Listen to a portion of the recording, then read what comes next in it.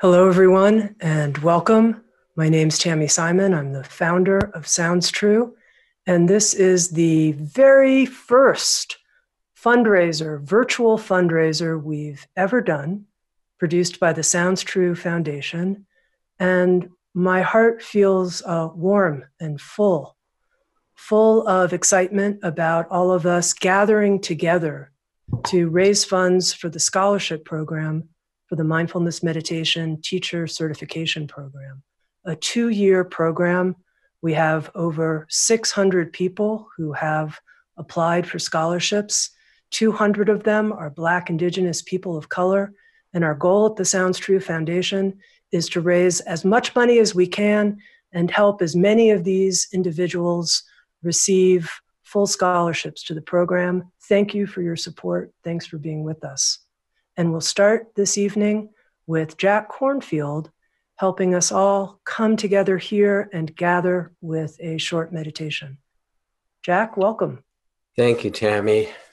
And I'm very glad that you all have joined to listen. So wherever you are, let's just begin in a simple way to steady and ground ourselves, especially in the middle of all that's happening in the world, the health crisis and the economic crisis, and even more deeply, the moral crisis and the racial injustice and the things that we need to respond to steady our hearts. So sit in a way that helps you feel steady and grounded on the earth, and allow your eyes to close gently. And take a couple of deep breaths.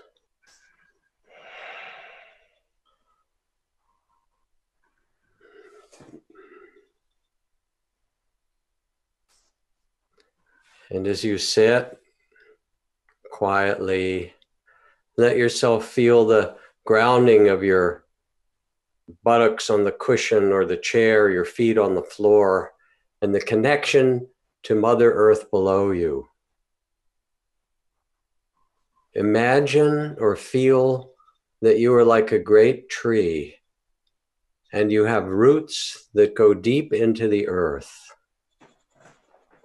Feel or sense the roots of energy from your own body connecting down into the earth,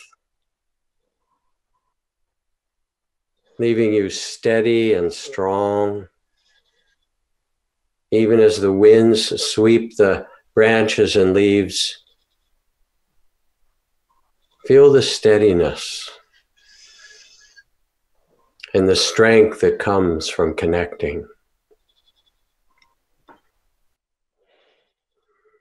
And now gently sweep your attention through your body, starting with your head and down through your neck and shoulders and so forth. Noticing as you do anything that you want to release, any tensions, anything you're carrying that can get washed down through your body like a beautiful Hawaiian waterfall down into the earth. Steady, clearing, releasing. And now thank your body for all that it carries through these times. Thank your body and your heart as well for holding so much. And finally, bring your attention to the area of your heart. You have within you the great heart of compassion. O nobly born, says the Buddha, you who are the sons and daughters of the awakened ones, remember this capacity for compassion, courage, and tenderness.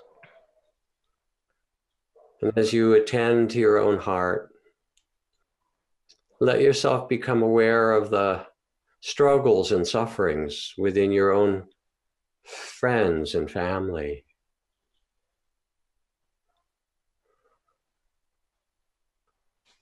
And how your compassion and tenderness opens to care for them, to wish that their struggles be eased, that they be held in compassion. And include yourself in this circle, your own struggles, held in compassion.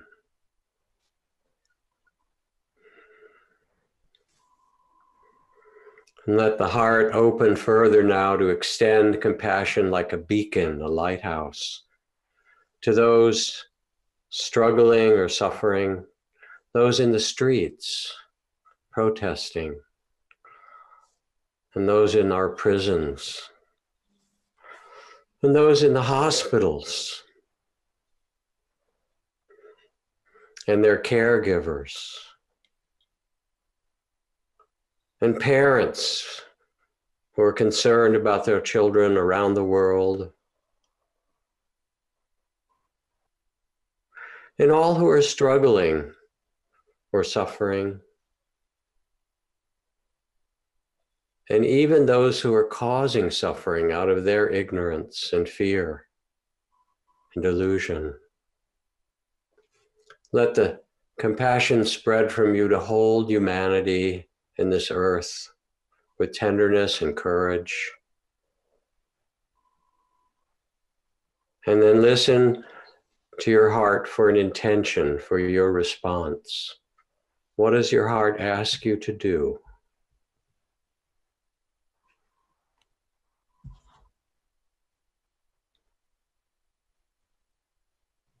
Listen, you can know.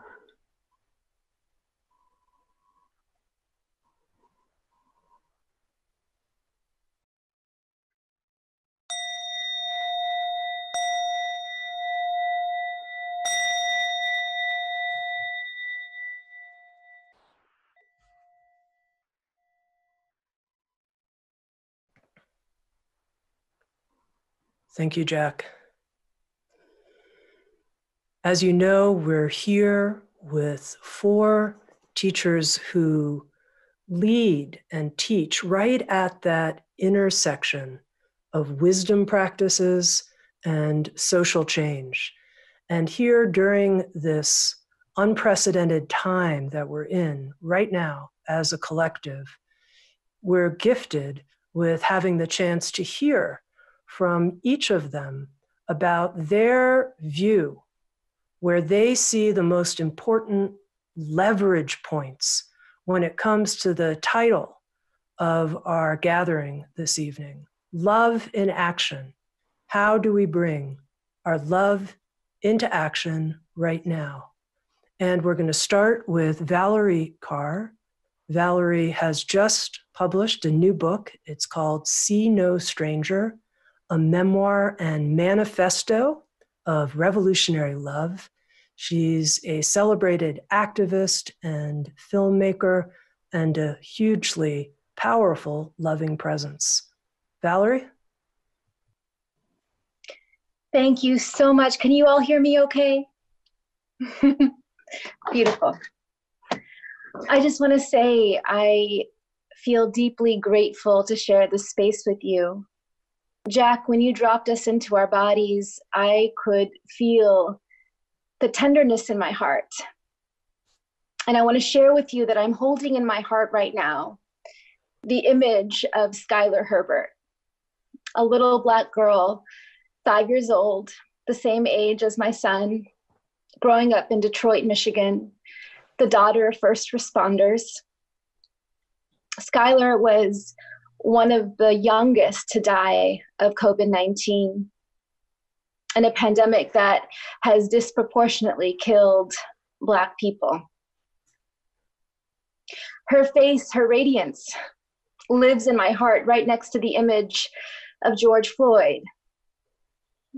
I can still hear him. We can still hear him crying out for his dead mother as he was gasping for breath. And I think about how the assumptions that drove the policies that kept a little girl like Skyler vulnerable to this virus was the same assumption that kept that officer pressing his knee on the neck of George Floyd, not 1 minute, not 3 minutes, but 8 minutes.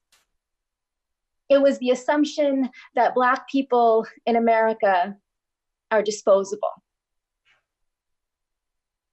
And I could feel grief close my throat and rage course through my veins, and the fatigue. I'm a civil rights activist who's been in this fight for almost 20 years, the fatigue. And at the same time, I began to feel this rising energy of hopefulness. You see, I live in a neighborhood in Los Angeles that was militarized for about a week after George's very public lynching. There were helicopters shaking the house overhead, sirens through the night, National Guard, rifles out in front of my son's preschool and in front of the cafes where I wrote so much of this book.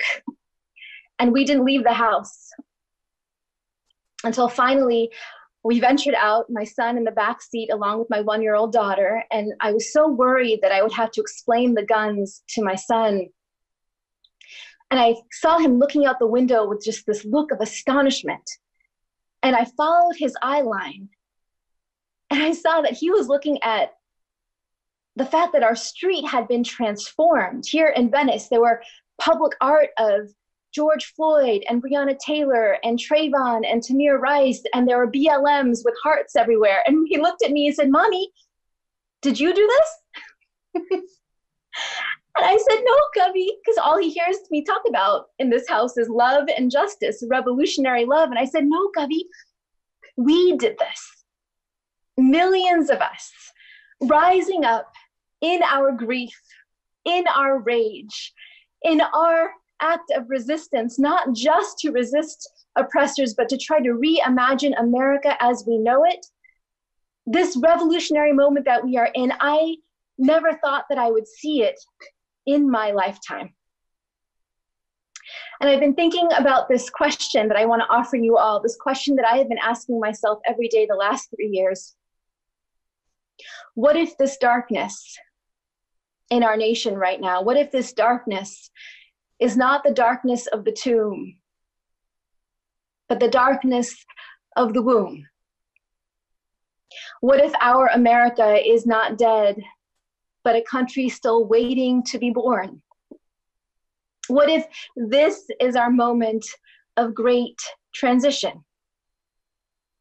The midwife says to breathe and to push. And those words, breathe and push, and then, "Oh my love, breathe again," have also been echoing inside me. Because this is one long labor. You see, this revolutionary moment that we are in, this year of 2020, amidst the global pandemic and a national uprising for Black lives, the election ahead of us, I know it can feel like we're just trying to get from day to day to day, sometimes from hour to hour to hour, but I see this moment that we're in as part of a much larger cycle in history. Within 25 years, the number of people of color in America will outnumber the number of white people for the first time since colonization. And we are at a crossroads. Will we birth a nation that has never been on the face of this planet? A nation comprised of other nations, a nation that is truly multiracial, multi-faith, multicultural, where we strive to protect the dignity and the wellness of every single one of us, where we see no stranger? Or will we continue to descend into a kind of civil war, a power struggle with those who wish to return America to a past where only a certain class of white people hold economic, political, and cultural dominion? The stakes are dire with climate change. We know that time is running out. It's not just the future of our country, but the future of the earth, the future of humanity. And this brings me to you. You who believe that inner transformation is required for social and cultural and political transformation. You who understand that we can only show up to the labor for justice if we are summoning our inner wisdom, if we are leading ourselves with bravery and with clarity. You who understand what it means to ground ourselves in love to be able to fight the good fight. And so I ask you, I see you as midwives in this time of great transition. And I ask you, how will you stay in the long labor? How will you stay in the long labor? How will you keep breathing and pushing? And my offering is this, that every great nonviolent social movement in our history has been anchored in the ethic of love. And I believe that it is time we are seeing it. We are seeing how we are reclaiming love as a force for justice, for a new time, for a new generation. But how? I remember the moment that my son was first placed on my chest, and I was shaking and sobbing from the rush of oxytocin that was flooding my body. And my mother was next to me, and she was opening up her bag and taking out the dal and chol and beginning to feed me, like feeding her baby as I was feeding mine. And I looked at my mother and I realized, oh, she has already known what I was just waking up to, that she had never stopped laboring for me. From my son's birth, from my birth to my son's birth, now my daughter's birth. She was showing me that love is more than a rush of feeling. Love is sweet labor. It's fierce, bloody, imperfect, life-giving. It's a choice that we make over and over again, even when we're so tired. And I know that all of us are so tired. When love is labor, it contains all of the emotions. Joy is the gift of love. Grief, the kind of grief that we're seeing in the streets, grief is the price of love. And anger, the kind of rage that we are seeing in the streets, rage and anger is the force that protects that which is loved. I believe that revolutionary love is a choice to enter into this kind of labor for people who do not look like us, even for our opponents and for ourselves. I believe revolutionary love is the call of our times. You see, when we are laboring in love, we know that the goal is not just to resist, but to reimagine America as we know it, to create something new. And so I want to leave you with a passage from my book called See No Stranger. The greatest social reformers in history did not only resist oppressors, they held up a vision of what the world ought to be. Nanak sang it, Muhammad led it, Jesus taught it, Buddha envisioned it, King dreamt it, Dorothy Day labored for it, Mandela lived it, Gandhi died for it. Grace Lee Boggs, may we all be like her. Grace Lee Boggs fought for it for 7 decades. They called for us not only to unseat bad actors, but to reimagine the institutions of power that ordered the world. Any social harm can be traced to institutions that produce it, authorize it, or otherwise profit from it. To undo the injustice, we have to imagine new institutions and step in to lead them. I believe each of us has a role in this long labor. That after we march the streets and we hold up the signs, it's not just about reimagining policing and public safety and criminal justice in America. It's about going back into our own lives, into our own homes, into our own houses of worship, into our workplaces, into our industries. There is no institution on the face of this country that does not need you, does not need us right now to stay in that long labor of transitioning it. And so I ask you, how are you breathing? And the reason I was so grateful to be here tonight is because this is a community, Sounds True. You are a community who teaches people how to breathe.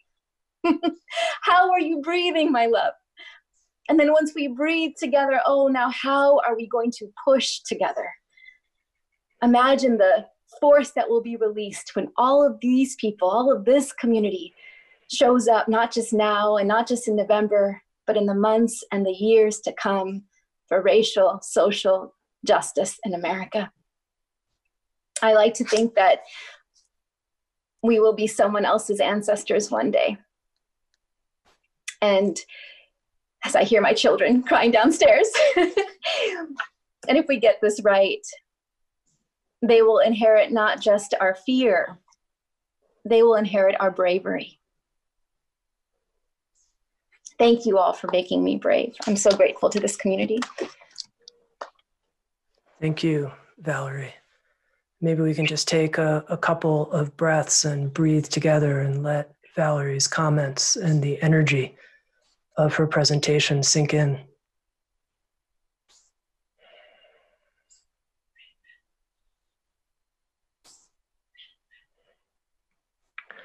Next, it's a great honor and a blessing that we have with us George Mumford.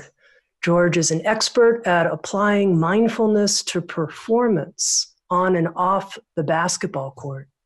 He's someone who's been a mentor to so many young people, especially young athletes. And George, I'd love to hear some about love in action and what that means for you. Thank you, Tami, and thank you, Valerie, and thank you, audience and fellow teachers and panelists, and especially the folks behind the scenes that we don't see that are supporting us and giving us a lot of love.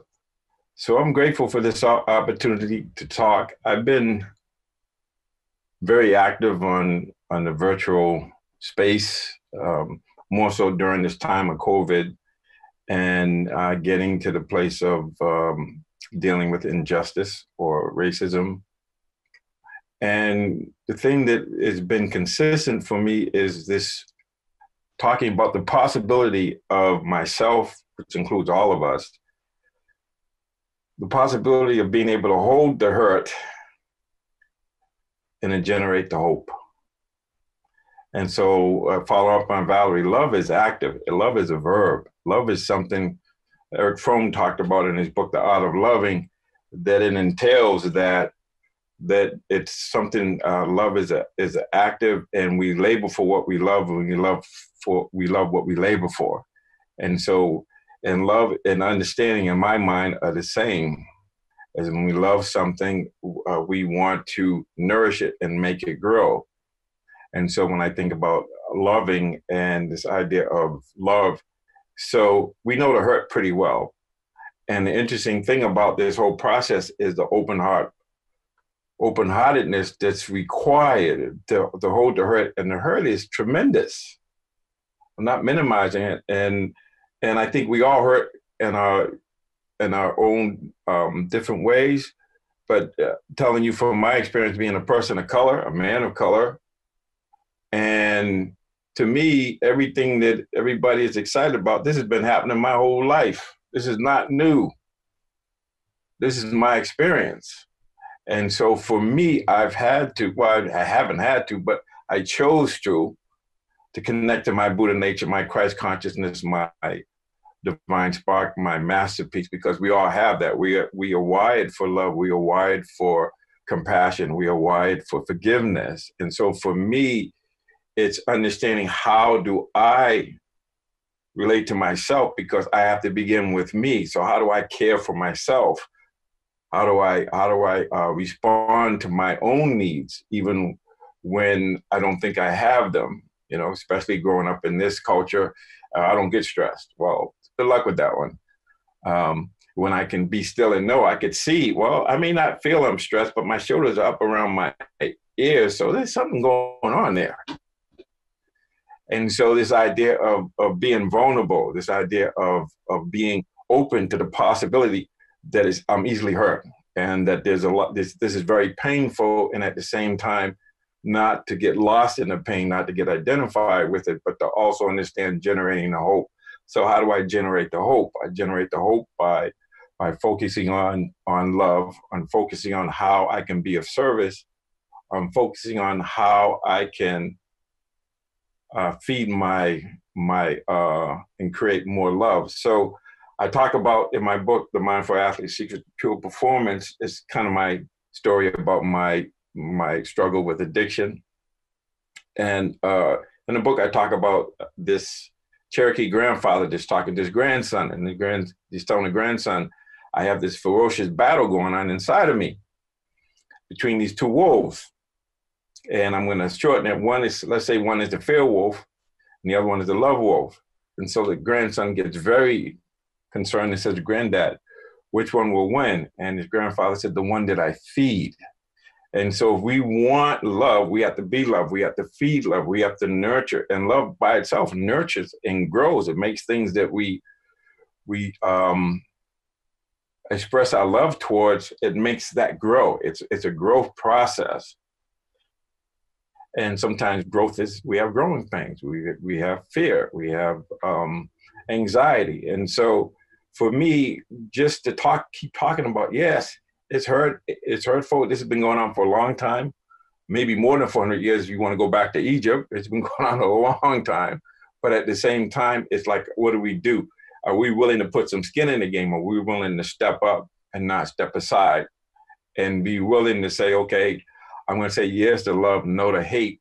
And and this has been my experience being a man of color, being able to mean what I say without being mean when I say it.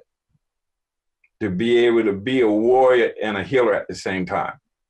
To be able to understand it's okay for me to disagree with people, and at the same time, can I see their Buddha nature? Can I see that I and the other are one, and that it's all about, I can talk about it. I have a platform so I can talk and I can engage with people because I work with people from Yale to jail, locker rooms to boardrooms. It doesn't matter. But what really matters is, what do I do day to day?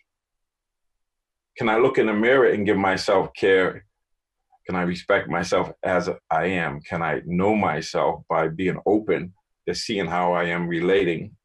And can I respond to my needs? And then when I can do that for myself, then I'm capable of doing it for others. So when I go to Whole Foods, that's where I shop, I say hi to everybody. As a matter of fact, it was interesting because I'm elderly. Well, I guess I get to go early. Let's put it that way. Between 8 and 9, they got a special time for me because I'm more vulnerable, right? Because I'm over 65. And one morning I go in there and I walk in and I say, "What's up?" And the woman looks at me. I said, "I'm an OG with energy." And she cracked up. But that's just, my little flirtation, me just connecting with people. And that's what we do. So it's like, okay, it's great to be out there protesting. It's great to, really respond to the challenges we have. But what's even greater is in the moments when no one's looking, that we have compassion for ourselves, that we have love for ourselves, and we meet every person with love and compassion, with blessings. And sometimes I can radiate that and pray for people and say, may you be healthy, may you be free from suffering. But the real deal is developing my mind so that I know how to love, developing my mind and my heart so that I know how to be open and I know how to say, this is the only time we have. So why not just be all in with the love, all in with listening from the heart, be all in with just realizing I and the other are one. And the interesting thing for me is that sometimes I have to forget myself to find myself. Sometimes I have to just say hi to somebody else and smile at them, even though myself, I might be hurting. I might not feel like, okay, this is a great day. But to me, it's like every day I can make it my masterpiece. It starts when I wake up in the morning. That today's my masterpiece. This is the only day I have. And what am I going to do? How much love am I going to bring to it? How much love am I going to give to my parts of myself that I might be ashamed of, or I want to keep on the down low? That fear wolf. So they're both there, the fear and the love. But the one I feed is the one that grows, but I have to hold both. I can't accept both. And so to me, it's really more, my message is a message of love, is just love everyone, especially ourselves. And what does that mean? That means, caring for them. That means responding to their needs, even if they're not expressed. That means, knowing them or be willing to see them as they are, not as we would like them to be. And that includes ourselves, myself. And so we got the care, we got the responding, we got the respect, and then we have the knowledge.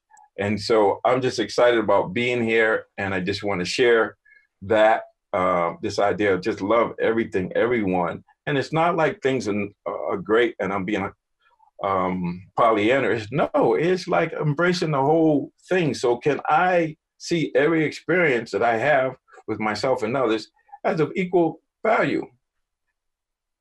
Because a friend of mine has a program, I'll end with this. 2 years ago, I went to the Indian reservation or Native American reservation, and he has a program, an amazing program. It's called Love Has No Color. Love has no color. That's what this is about. So I'll end with that. Thank you all.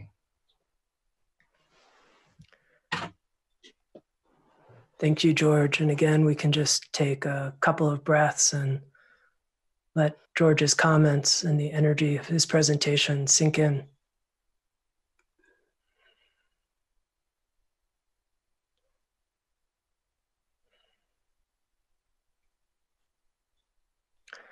And now it's a great delight to bring forward Tara Brach, who, along with Jack Kornfield, developed the Mindfulness Meditation Teacher Certification Program and put untold hours, talk about sweet labor, creative labor, lots of labor into designing this very powerful 2-year training program to create mindfulness teachers all over the world.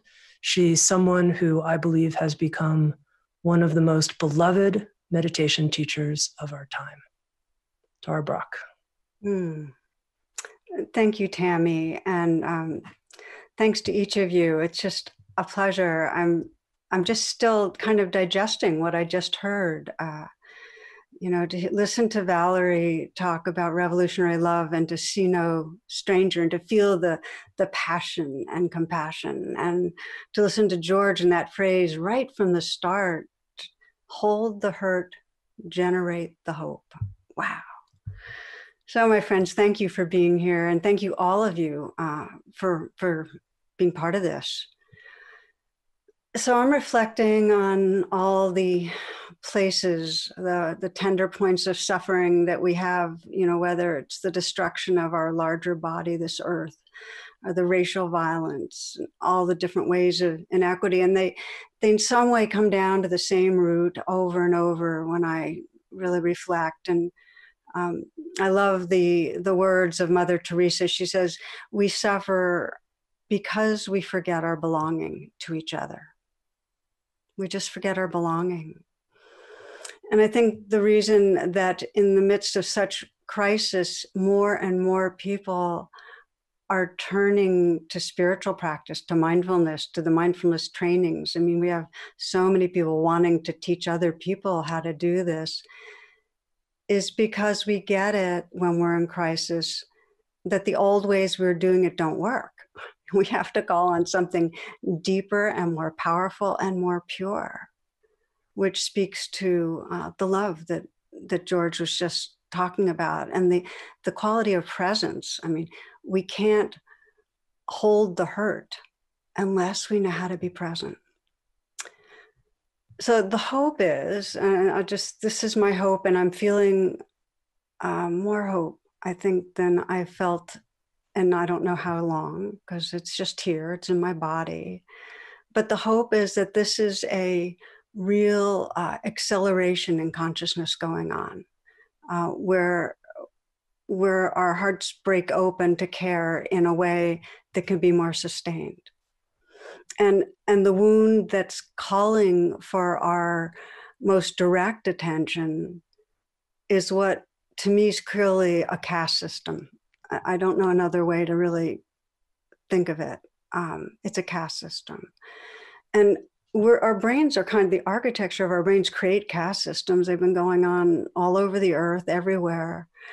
And we have this capacity in our evolving consciousness to wake up and see something larger, to see that equality that George was talking about, that whoever we look at, we can see the light, the spirit, the goodness.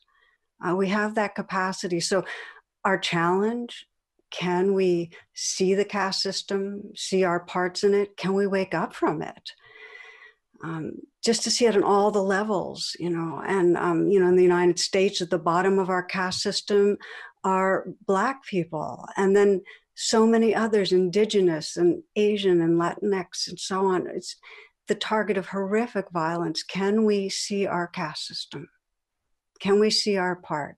And can we dedicate to waking up from it? Because if we don't, the suffering of it will continue to haunt us. I was doing an event some weeks ago, and a Nigerian woman shared an African proverb that has just stayed with me. I just keep mulling over it.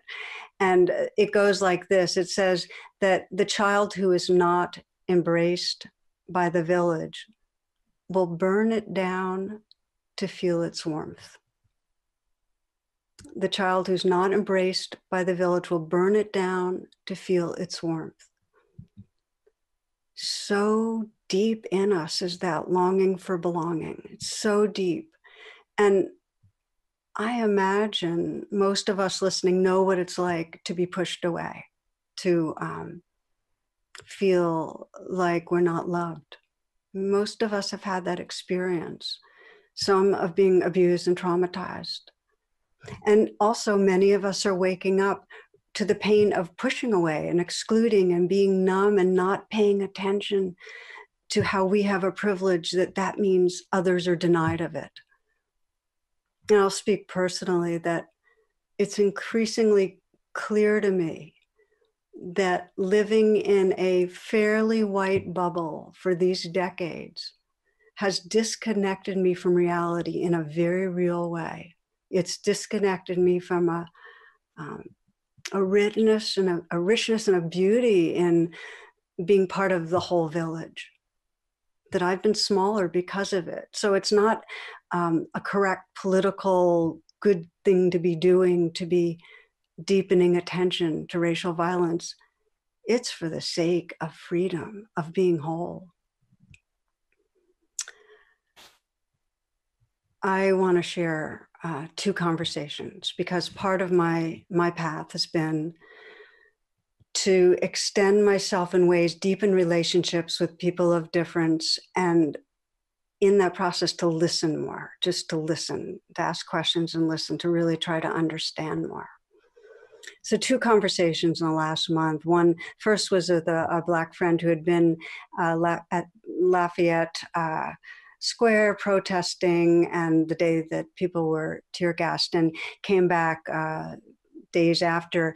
And he described to me how he was standing there and everybody's screaming, Black Lives Matter. And when he looked around and saw that a majority of those people were white, he broke down weeping. And he said to me, it was because it made me feel more human. It's so deep in us to have others. We really want to feel seen. We want to feel felt, cared about. And just that sense of, wow, people get it. Another friend. This is an older Black woman, a civil rights activist of many, many years. And I saw her at the Vigil of Grieving Mothers. That was in 2014, where we're all mourning the lynching and murders of Michael Brown and so many others. And I'm in touch with her on and off. So last week she said, Tara, I'm hopeful. And I am scaredless of being hopeful. She said, so many rounds now, there seems to be attention or caring. You know, she lived through, she was in the 60s. Right now, she says it's showing up at protests. It's the thing now for whites, you know, to go to the protest. But will they forget? Will they go on to the next thing? So I bring this up because to sustain caring, that's the deal right now. We need to sustain caring. And that requires a real shift in consciousness, like where there's a critical mass that's shifting from that I to we, that feeling of us and them to really the village. And that takes training. That takes the inner trainings that we teach people to teach through MMTCP, and that are spreading around the world, you know, and have been for the last decades in a way that just blows everyone's minds. It's just happening so much. They're so valued. We all get stressed and we forget about loving. We forget about loving ourselves. We turn on ourselves. We get stressed and we turn on each other, and we get stressed and others become bad others. So for white people right now, this moment, what's leveraged? I just feel like we need to take these teachings of mindfulness and compassion and bring that inquiry. Can we look at our whiteness?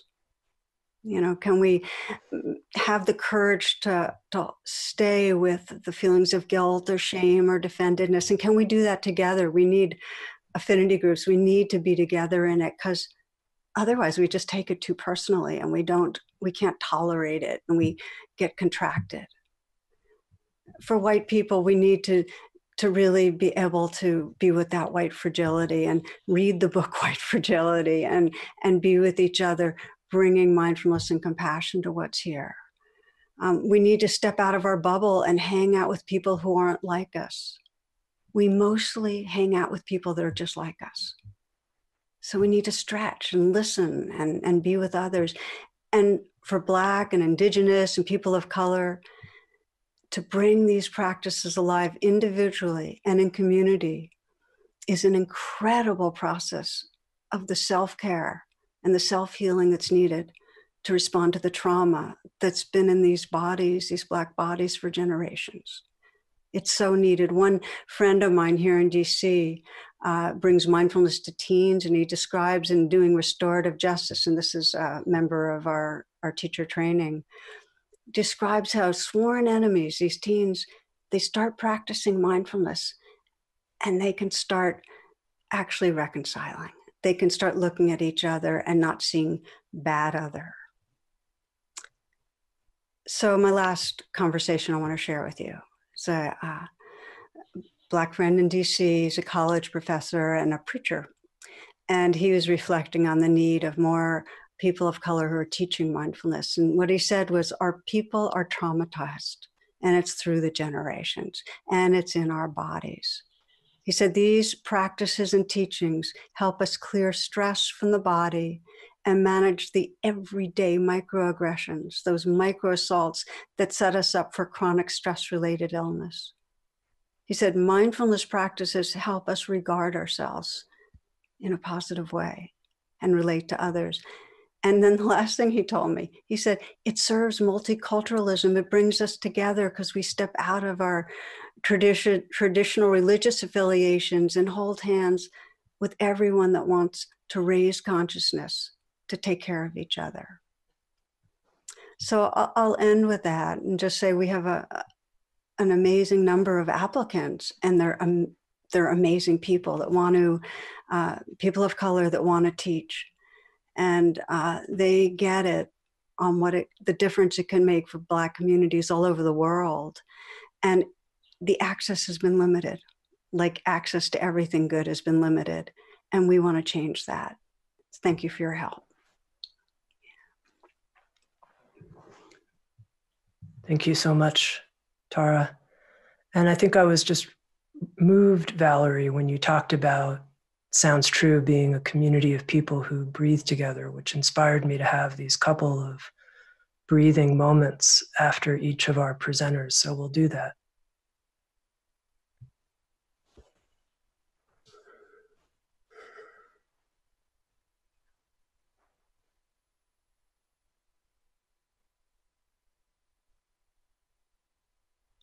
And now it's a great delight to bring forward someone who is a true visionary pioneer, always at the forefront, willing to take those brave steps, a leader of the pack, Jack Kornfield.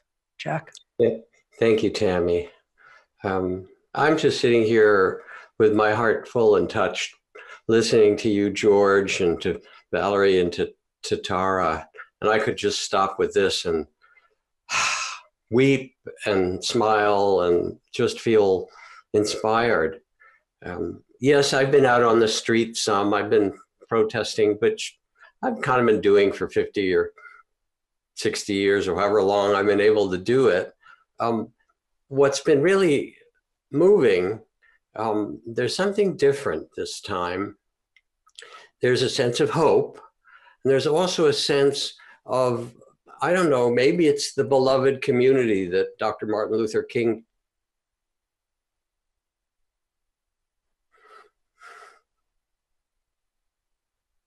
talked about. There's a way that we really want to step out of our isolation, and we want to make a difference, and we want to have a sense of meaning, and we want to step out of the body of fear and the illusion of separateness. And I could feel it. It's different than just protesting against something. It's actually also standing with something, standing with what George talks about, love.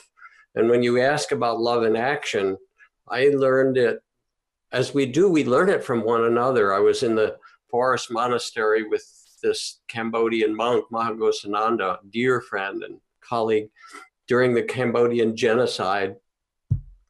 And so he was safe when all 19 members of his family were killed and his temple burned and all the things that happened. And as soon as the UN refugee camps were open for the hundreds of thousands of refugees, he went there and I went with him. He made this temple in the middle of the refugee camps that was just a roof and an altar and so forth. And the Khmer Rouge in the camp said, if anybody goes to this monk's temple, when you get back to Cambodia, you'll be shot and killed. So we didn't know if anyone would come. The day it opened, they rang the bells and invited people around the camp to come. And to our surprise, 25,000 people poured into the central square there. And he sat very quietly. He'd been practicing compassion and loving kindness in the jungle with me and learning these trainings. And I looked across the crowd, people's faces of trauma of one grandmother and her surviving 2 grandchildren out of 6, or some old uncle and the fragments of the family. And it were the faces of trauma and suffering. And I thought, what can he say? And he put his hands together and he just began to chant simply, hatred never ceases by hatred, but by love alone is healed. This is the ancient and eternal law.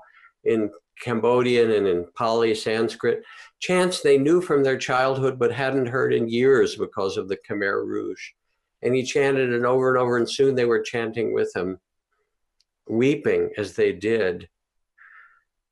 And I realized that he was speaking a truth that was even bigger than their suffering.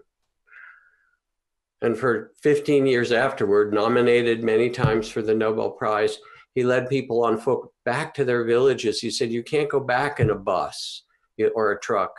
You have to walk and reclaim your land and your hearts with love. And he would be chanting, hatred never ceases by hatred, in the front of a line of 1,000 villagers walking through the killing fields back to their villages, saying this is the only way to live. So I looked at him and I understood what this is what it means. Somebody who's been sitting in meditation, practicing compassion, now gets up off the cushion. This is love in action. When I was at the first and so far last White House Buddhist leadership gathering, Tara was there as well, under a different regime, shall we say. It's not going to happen again right now. I was able to speak at the very end to kind of summarize things.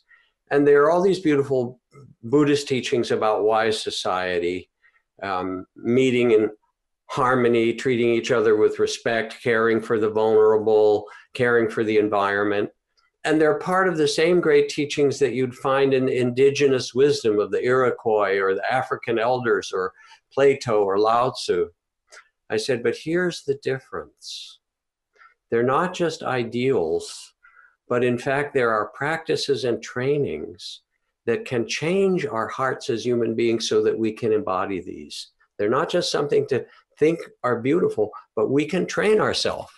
And again, in the Buddhist tradition, the Buddha said there are 3 kinds of miracles: the physical miracles of walking on the water or walking through walls or whatever, the mental miracles of reading another's mind or knowing the past and future. He said, but the great miracle is the miracle of education, that what one heart understands can be awakened in the heart of another human being.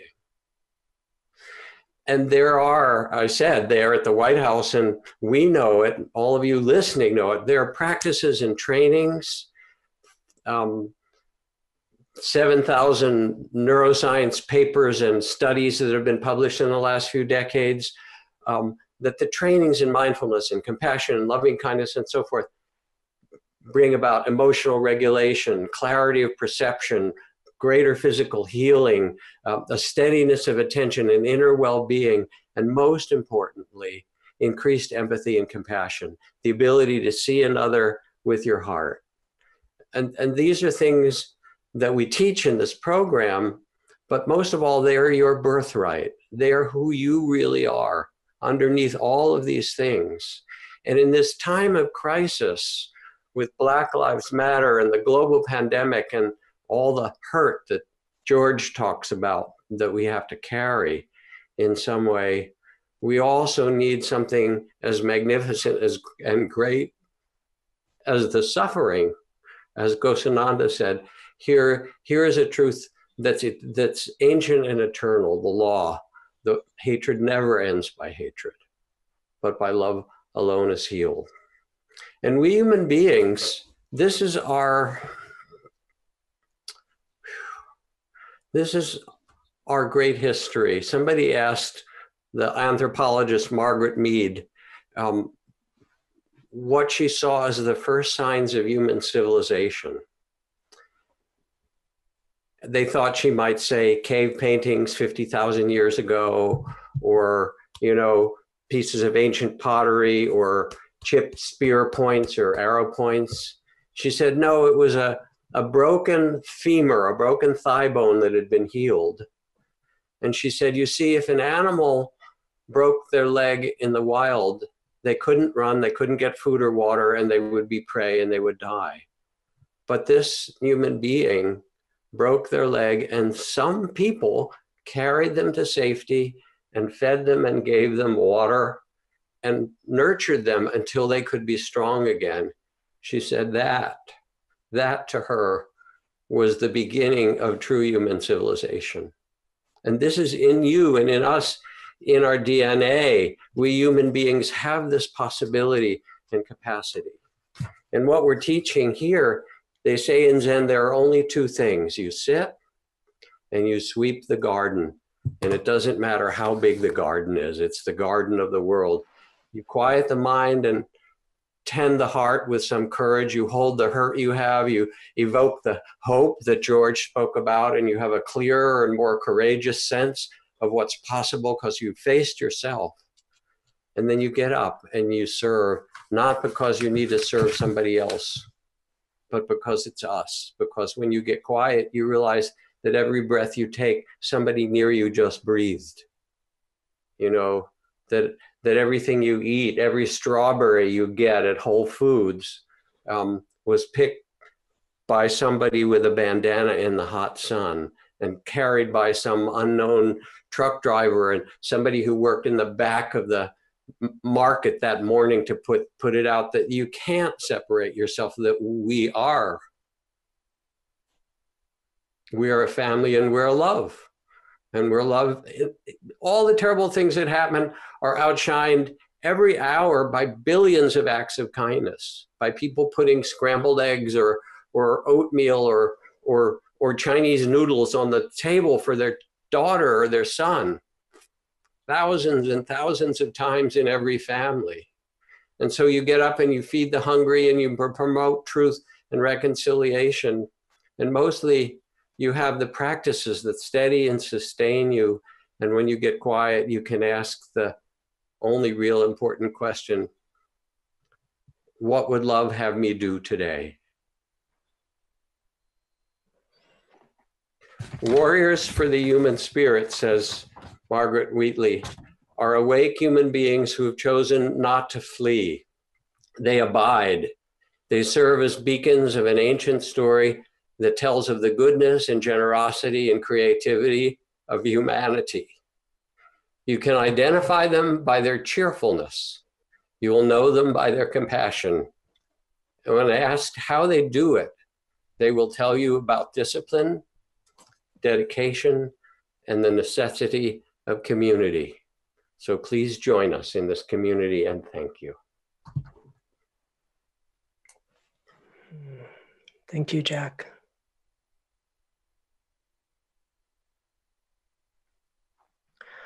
I'd like to take a few moments now and just open it up, actually. George Mumford, Valerie Carr, Jack Kornfield, Tara Brach.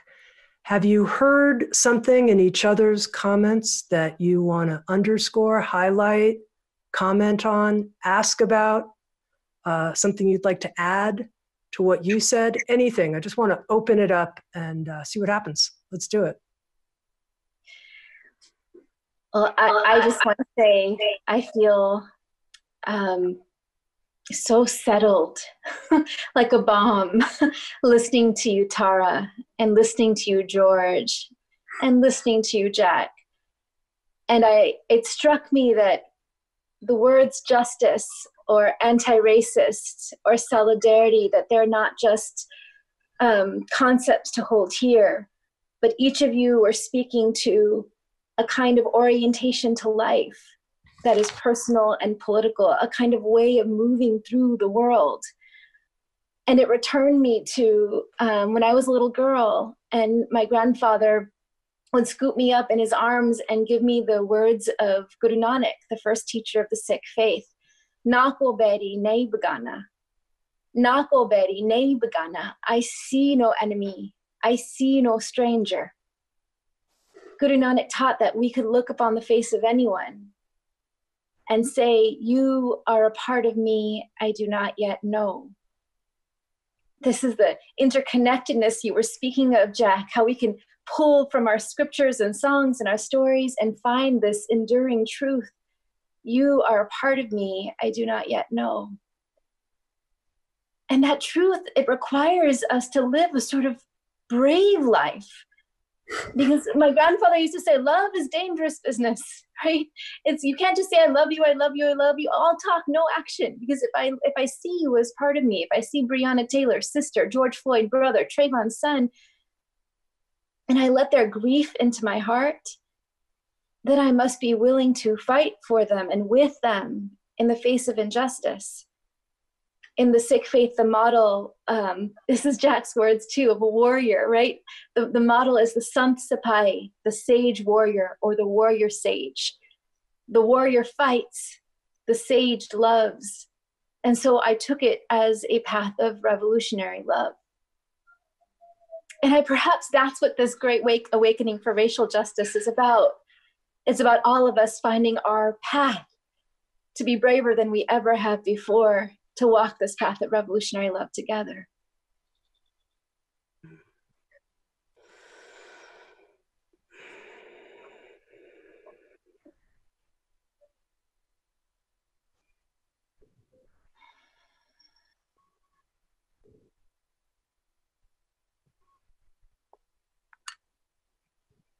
Any other comments, spontaneous arisings?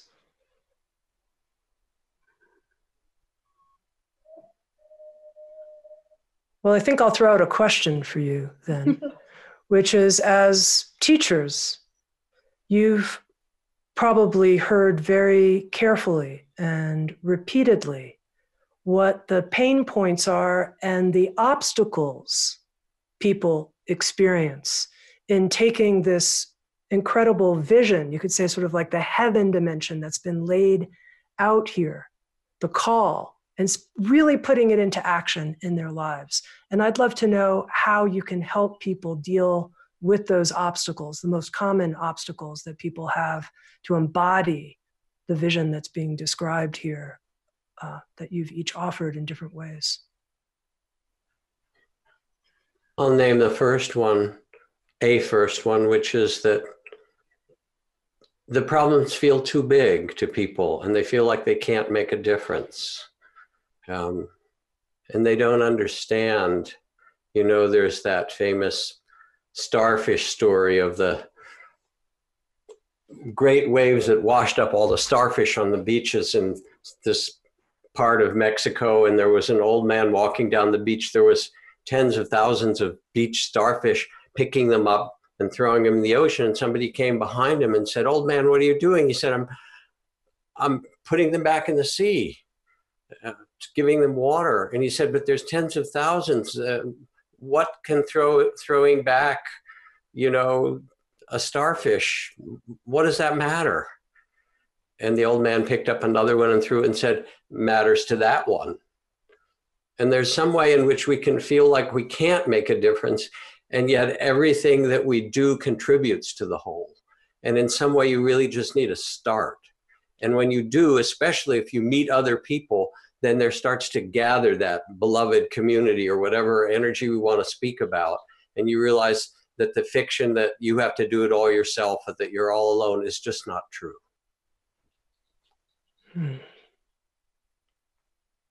Thank you. Beautiful.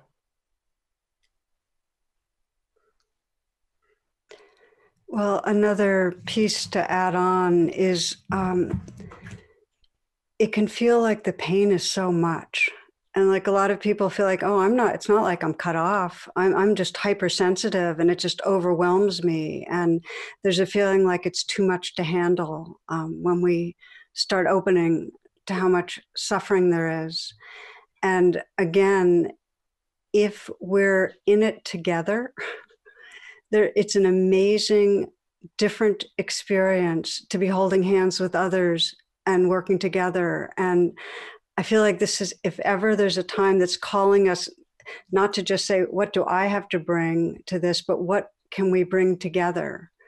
That then we realize that it's like in the Bodhisattva aspiration with an awakening being to save all beings.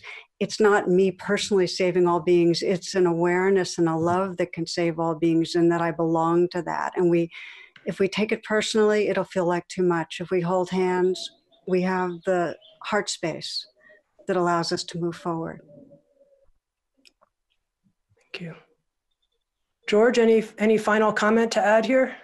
Yes. So two things that pop up for me. When I think of my own experience, I didn't even get to trying to save the world. I was just thinking about myself, and I had what I call the AOF motivation, or how I get motivated, and that's ass on fire. So without a sense of urgency, without a situation where there's no way out. Like for me, like all of the exits, it's like, this is it. What are you going to do? And so that's one thing that I think about that helped me burn on fire. But in terms of overwhelmness and looking at it being overwhelming, I think for me it's just begin with where you are and begin with yourself. It's really simple, just simplifying it, because if we get in the head and we think about all the things we need to do, it becomes overwhelming. So there has to be, and this is where the teachings come in, and where if we have good friends and we can have conversations, to me it helps if we can share our experience, strength, and hope, so other people can say, okay, he did it, so maybe I can do it.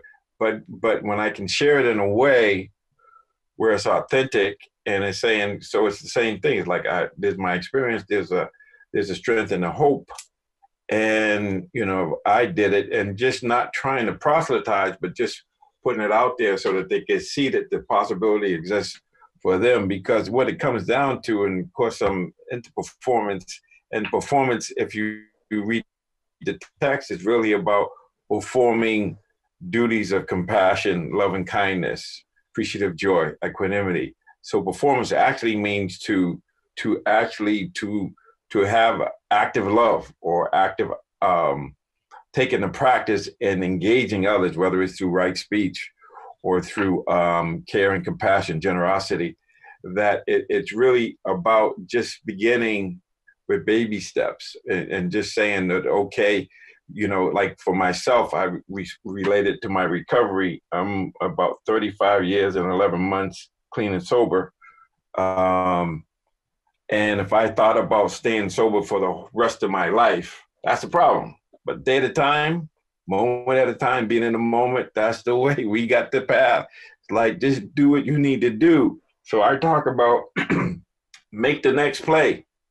That's it. You don't have to win the game. You don't have to run a marathon, all at once. You just begin where you are, and it's one step at a time, and just cut it down into bite-sized chunks. And so I'm reminded of, I don't know who said it, but their definition of success is the progressive realization of a worthy goal. So it's a day-to-day, it's a moment-to-moment thing. That's how we get there. But if we look at the whole thing, it's overwhelming. But if we can chuck it down to be in this moment, do what you know to do now, and the next step will be given to you. Now that opens it up. And if we can have people around where we're talking about how we're going to do this, or how I did it when I had this challenging time, and people will say, well, maybe that'll work for me, because that's how I got clean. A friend of mine came by and he was sober, and I said, I got to check out, he said, let's go here. I got to check that out. I got to see. So we have to have in this, our relationships, and reaching out to others and suggesting, this is what I did when I get lonely, or when I get sad, or I feel like powerless. This is how I relate to it. And maybe there's something there for you as well. And this is how the brain works. It works in increments. So we have to just cut it down and just be in the moment. This is the practice. Is all about, the only time we have is now. And if we do this moment of mindfulness, it sets up the next moment. So that's too damn simple, but that's what it is. And can I offer, Tami, how I experience George's call to be present? Because I think a lot about, these cycles in history. And for a long time, I thought about progress as linear in America, but if progress is linear, that, under this administration, and we are just sliding backwards into darkness. But if we think about the story of America as one long labor, then progress during birthing labor is cyclical, not linear. It's cyclical. So this moment, 2020, for so many of us, it recalls 1968. It recalls 1992. But 2020, there are more people now, as we've named, white people, non-Black people of color, standing, laboring than ever before. Every turn through the cycle gets us a little bit closer to what is wanting to be born, to the America wanting to be born. And here's what I believe. Just like in birthing labor, you don't know how many more turns through the cycle it's going to take. I don't know how many more turns. I don't know if my children will have to turn through the cycle too. All I know is that in this moment, while I'm alive on this earth, my task is to be faithful to the labor, to breathe in this moment and to push in this moment. And that we judge our outcomes not by the success of what we achieve, because we may not live to see it. We judge it by our faithfulness to the labor. And I know, just like we don't go into battle alone, we don't give birth alone, I need to be breathing and pushing and be faithful to the labor with each of you in order to last. Mm-hmm. Thank you. Thank you. When it comes to putting love into action, make the next play. I love that, George. Make the next play. The play that we identified at Sounds True and the Sounds True Foundation, a play that we feel in our hearts will create so much good and change, is creating what we're calling more mindful champions, people who champion mindfulness, who become teachers of mindfulness, and who bring the practices of self-compassion and awareness, the practices of kindness and self-regulation to different communities, to different parts of the world, to different demographics. And we have a video that I want to play for you in just a few minutes of 3 people who are currently taking the 2-year mindfulness meditation teacher training program and who received scholarships to the program. And they're going to share a little bit about their experience. But before we go to that, Jack and Tara, I wonder, for people who are just coming in and hearing about this 2-year training program for the first time, if you can just briefly introduce them to the Mindfulness Meditation Teacher Certification Program. Sure. To give a general idea of it, it's a 2-year plan training that internationally, we've got people from 50 countries that are attending, and they get both content delivered, course, information and how to do, and they get skill training on how to work with the different practices. And we teach in different formats so that some people, some of the time are in small groups, small mentoring groups of 6. They're with peer groups. And so there's a lot of one-on-one with the mentors or their teachers. They also, as a full group, we get together either online or now sometimes it's been live, but it'll be online this round for the whole group to gather. So the training basically, it stands out in its emphasis on how to bring mindfulness and compassion to relationships, to trauma, to our actions with the world, and to the different layers of emotional suffering in ourselves. And people after 2 years find that it's secular, spiritually deep, and they have this capacity to reach out into their communities and work either individually with people or in small groups. In the government, we've got people teaching in the government, in hospitals, in clinics all over. Jack, I'm going to ask you to add in, because I'm just throwing out a lot of things, but that's a few pieces of it. It's been to use Valerie's metaphor, it's been a labor of love for Tara and I. I've probably not put more work and energy into anything that I've created or that we've created together than this. And it's so satisfying to see and to watch. I've been training teachers for 40 years, and to see people who come in who have a meditation practice and have learned some skills in mindfulness and in compassion and self-compassion, forgiveness, and so forth, then take on the role to offer those to others. You get to watch them blossom. And it's a really beautiful thing. They get hundreds of hours of video teachings, of lectures, and how do you teach forgiveness? How do you teach compassion? How do you do self-compassion? How do you work with the questions and answers that come? How do you help people with, bodily pain? And then how do you bring it into action? And we have, of the people from the 50 countries, I think of this woman from Pakistan who I know, who's working in a women's center in Lahore and doing work for women who experiencing fear and trauma and anxiety and hurt, and teaching them how to care for themselves. Or the person who's been working in the Mexican border in the shelters in Tijuana for refugees who are stuck there, and giving them ways to steady their hearts and tend themselves so that they can figure out how to live a life wisely. Or the people who are doing it in big businesses, in some of the major corporations of the US or schools, or working for social justice or climate change. Somehow the program empowers people to find that which is beautiful in themselves, and to have a whole series of tools that they can use to go and then offer in their community or their business or their clinic or their school or that situation. And watching people blossom in it is one of the most satisfying things in life. There, when we give up hope, and George talks so beautifully about what it means to hold both the pain or trauma and the hope. I think of this line from poet Pablo Neruda, where he wrote, "You can pick all the flowers, but you can't stop the spring." And I think of it for the fears in climate change, that we have to do something, and we do, but there's something bigger that wants to get born, this process that we're in, that Valerie's talking about. And the same in human beings, that when they're nurtured and when they're given attention and when they're given the kind of care and practices that George has been offering for these decades to people, not just athletes, but he's also been working in prisons and in the inner cities and and then corporate boardrooms. And I'm sure the corporate boardrooms are harder than the inner city, frankly. I've no doubt about that.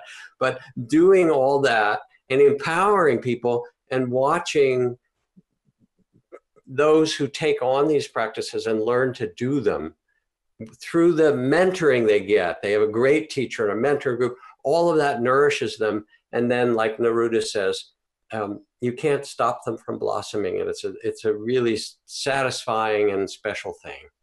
I'd like to add, if you don't mind, Tami, just an example that is coming to mind that has been so inspiring to me, and that's in Washington, D.C. There's a program affiliated with Georgetown, and they've been teaching mindfulness to parents in the inner city. And now there is a whole group of these parents that have been really inspired by mindfulness, and the people in inner city Washington are struggling with everything, the worst of everything, and yet they're seeing how the practices are actually helping them to find their inner resources. So we now have about 10 or 11 of these parents that have applied to be part of our next training cohort because they want to be trained so they can teach other parents. And so what's so exciting is, and there's Georgetown's going to help to host this, is that they're hoping that they can get more of those parents trained and then create a training modeled after our program that's culturally sensitive to the parents. So parents can keep teaching parents and then have that model be exported to other cities in the country. So I'm sharing that because we're here talking about making it possible for these kind of candidates to be part of the program financially. And these 10 and the other, what was 190, 200 or so that Tami mentioned, the amazing potential for change that can ripple out from these people. It's just hard to put words around. Mm-hmm. Let's go ahead. I just have this jolt of excitement because I'm a civil rights activist. And what you are describing to me, this program is frontline social justice work.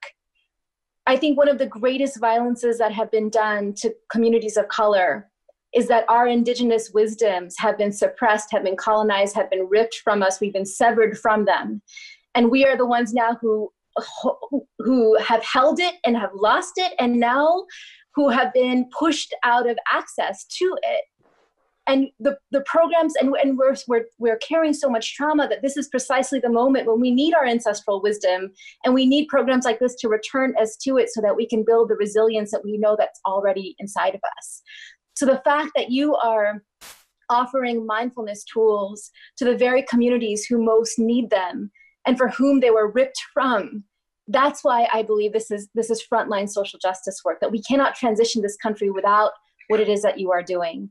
And I just ask everyone to get really brave with your pocketbook and channel money exactly where it needs to go. This is it.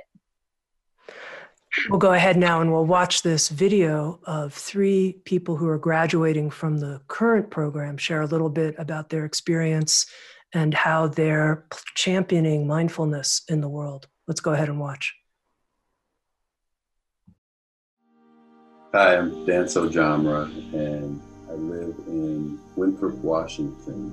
This is a time where we can really make some big changes in so many aspects of the world, and we have an opportunity to start to solve so many of the big problems in the world.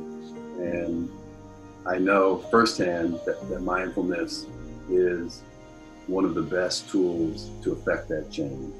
In my life, I feel as though my practice is the single most important wellness tool that I have.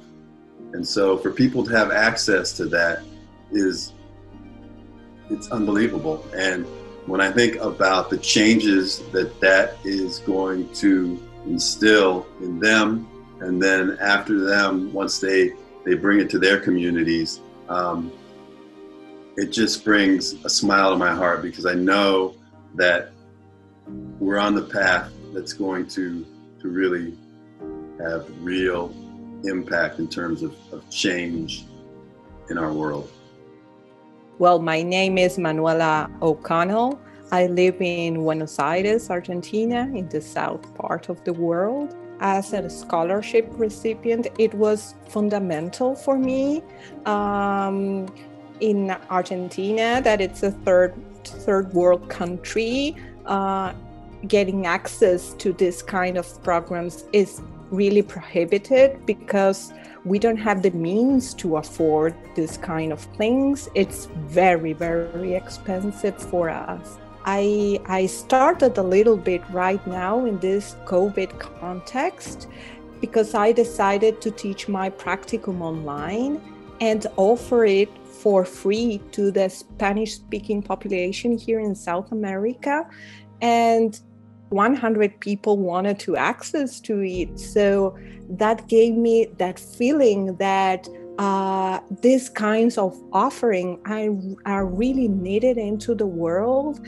And this is what I want to build more, being able to reach the Spanish-speaking population and translating material and working with all the people that I can reach.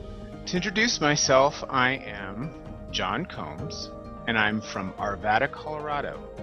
The importance of being a teacher of color is to be able to take your experience as a person of color, as a teacher of color, and apply the teachings to specific experiences that you have. I've had to, in my life, really focus on RAIN and other teachings to deal with things that I specifically would have to deal with as a person of color. You know, you get pulled over, the blood starts racing, you start getting a little scared. Maybe the police officer that's approaching has his hand on his gun. It's happened to me. And just being able to ground, be mindful of what my body is doing, where I'm at, has been able to de-escalate that situation. And that's something that I could convey to other students. That's a specific experience that I would have as a person of color. The baggage of that, being able to look at all of that, and really focus the teachings in that direction. So, I mean, I've had so many deeply challenging things in just the last month. And if I did not have the practice as a life raft, I don't know where I would be. And if you can contribute. If you can be part of it, be part of it. It's needed, it's necessary, it's real work. It's not navel gazing, it's important.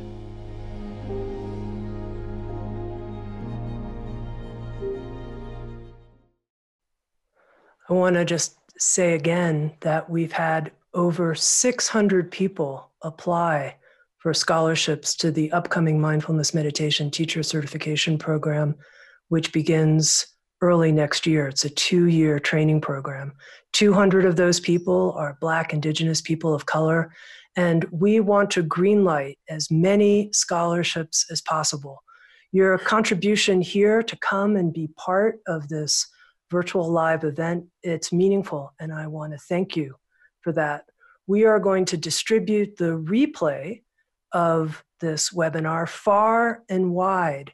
And if you're joining us here for the first time, or perhaps if you're someone who already contributed, maybe you can give more if you've already contributed. Please give what you can. What we're going to do now is we are going to listen to some music from Nicholas Penn. Nicholas Penn plays the steel tongue drums, and he works at Sounds True, and he's a partner in Manistone Steel Tongue Drums. And Nicholas and the Manistone team put together this music video to express their empathy for the pains of racial inequality in this country, and also the sense that a deeper, long-lasting change is coming. And as you hear this music, if you feel called to donate whatever you can, you'll see that there's a button right below the video player, a donate button. Just hit that button and go for it. Let's listen to the music of Nicholas Penn.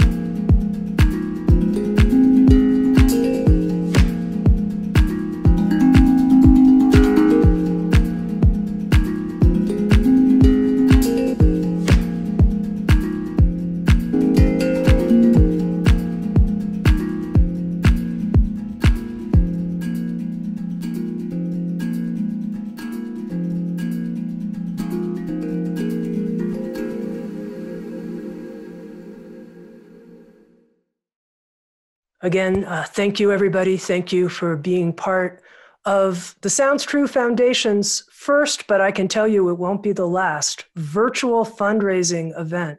This has been just a phenomenal experience to be with all of you in this breathing community and to be here with Jack Kornfield, Tara Brach, George Mumford, and Valerie Carr.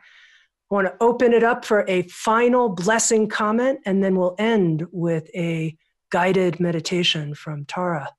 Any final comments from our esteemed presenters?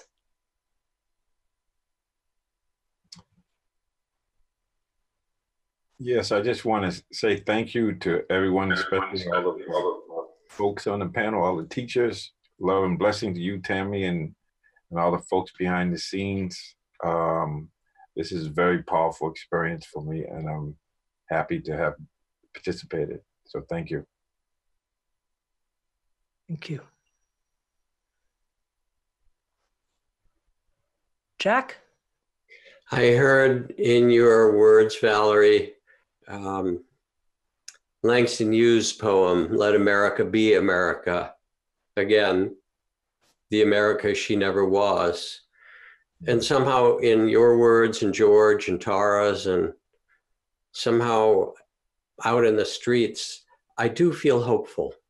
I feel like this is a change, a turning point of, the birth that you described, or at least the contraction that's leading to a birth that I haven't seen in my life before.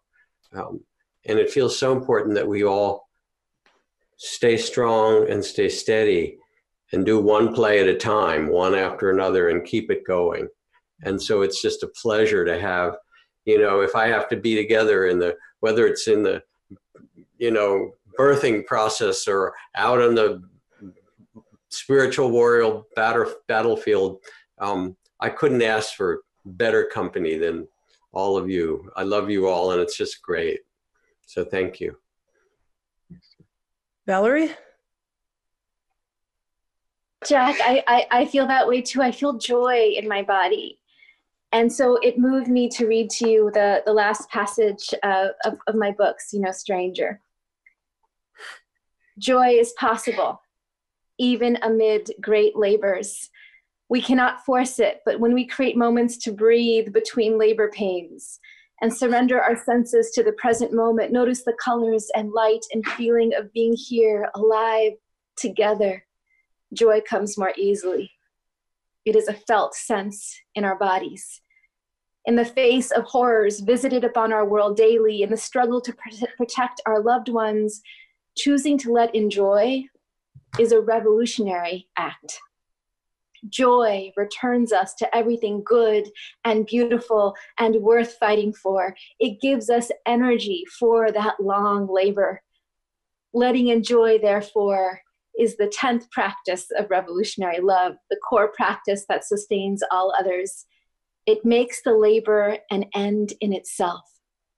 I believe laboring and joy is the meaning of life. Beautiful. And Tara, if you can bring us home with a closing meditation as well.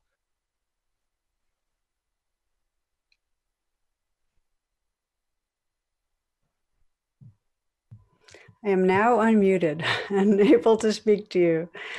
Yeah, just to name that there's something about love and joy that's incredibly contagious, and picking it up in the field right now, right here. And it's something that each of us, as we touch into, we can just know that our very presence can help it ripple out. So it's in that spirit. I invite you, wherever you are, to feel if there's a way to sit or be more comfortable and at ease, to close your eyes, to become still.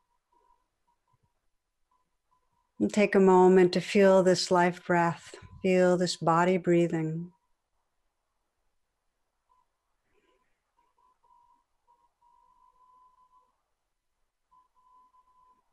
And you might take a nice long deep breath, filling the chest and the lungs.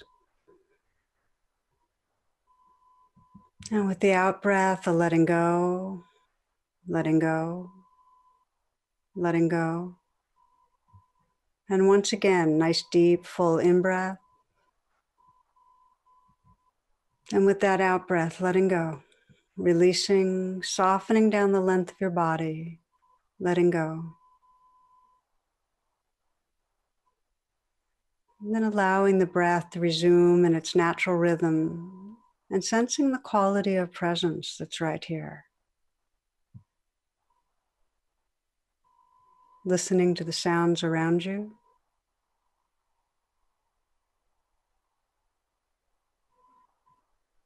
Feeling the aliveness in your body.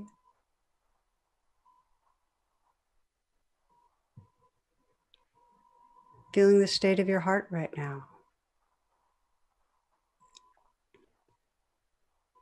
And you might ask yourself, is there anything in this moment between me and loving presence? And with honesty, courage, just to attend and notice, is there anything between me and loving presence?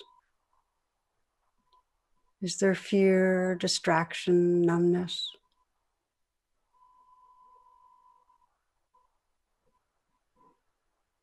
And sensing the possibility, just in this moment, of offering a kind and healing attention to whatever's here.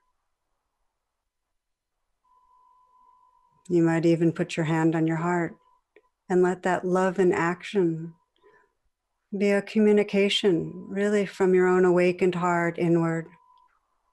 Just sending any message right now that can deepen that sense of intimacy with your own life. Acceptance, forgiveness.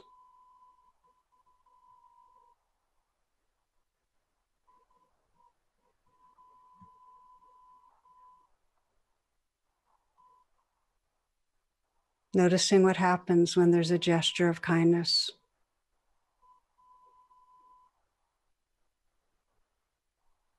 Feeling the heart space that's here, sensing the shared heart space that's really edgeless, that extends in all directions.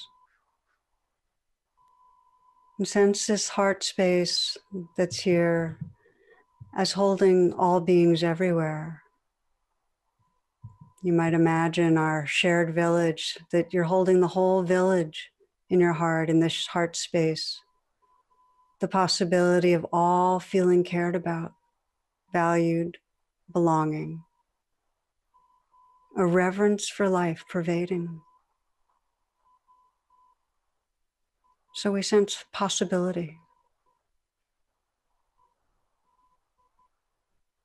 L.R. Nost, writer, says, "Do not be dismayed by the brokenness of the world. All things break, and all things can be mended, not with time, as they say, but with intention.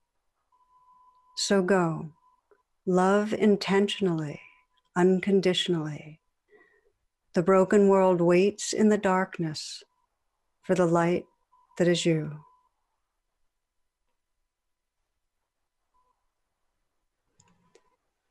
We close feeling our shared prayer.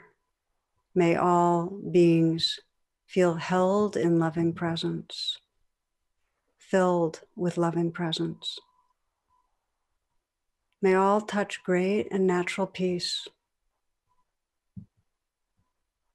May all find justice and healing, love and freedom.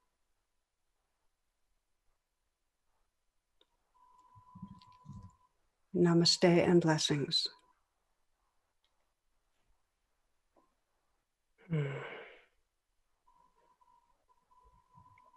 Thank you all for being with us. Thank you for your support. Let's create hundreds and hundreds of scholarship recipients for the upcoming Mindfulness Meditation Teacher Certification Program. Let's put our love into action. Thank you. Sounds true. Waking up the world.